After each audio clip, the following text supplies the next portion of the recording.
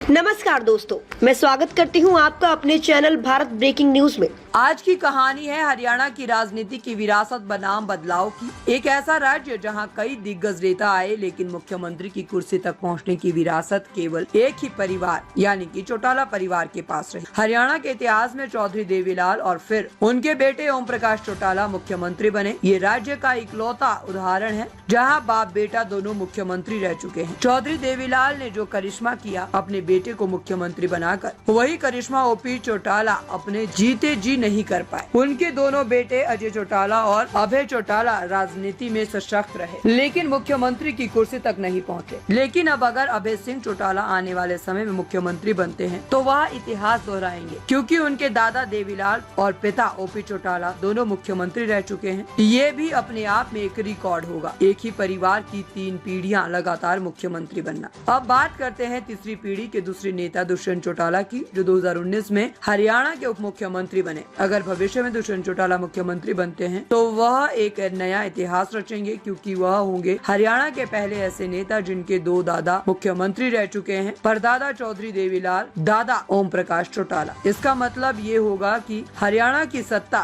दादा बेटा पोता तीनों सत्र पर सीएम पद तक पहुंच गई, जो भारतीय राजनीति में बहुत ही दुर्लभ है। हरियाणा में और भी कई बड़े राजनीतिक परिवार हैं। भजन लाल के 2 बेटे चंद्रमोहन हरियाणा के उप मुख्यमंत्री बने और वर्तमान में पंचकुला से विधायक हैं। कुलदीप बिश्नोई सांसद और विधायक रह चुके हैं, परंतु मुख्यमंत्री की कुर्सी दोनों के हाथ में नहीं लगी। बंसीलाल के बेटे सुरेंद्र सिंह राजनीति में सक्रिय थे, लेकिन विमान हादसे में निधन हो गया। उनकी बेटी श्रुति चौधरी अभी भी हरियाणा की कैबिनेट मंत्री है, लेकिन मुख्यमंत्री नहीं बन पाई। भूपेंद्र सिंह हुड्डा के बेटे दीपेंद्र हुड्डा 2024 में रोहतक से सांसद बने, लेकिन मुख्यमंत्री बनने से अब तक दूर है। इससे साबित होता है कि हरियाणा की राजनीति में सिर्फ वंश नहीं, बल्कि जमीन से जुड़ाव, संघर्ष और जनाधार ही असली सत्ता दिलाता है। अब सवाल है कि अभय सिंह चौटाला अपने पिता और दादा की तरह इतिहास को दोहराएंगे, या फिर दुष्यंत चौटाला 2 दादाओं की विरासत लेकर नया रिकॉर्ड बनाएंगे। जो भी होगा, हरियाणा की राजनीति में ये फैसला जनता करेगी,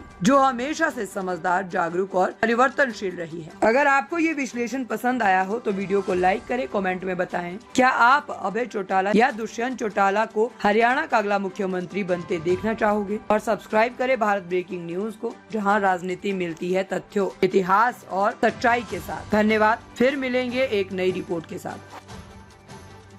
कैसी लगी हमारी ये न्यूज हमें कमेंट करके जरूर बताएं। लाइक करें, सब्सक्राइब करें और अपने दोस्तों के साथ शेयर करें।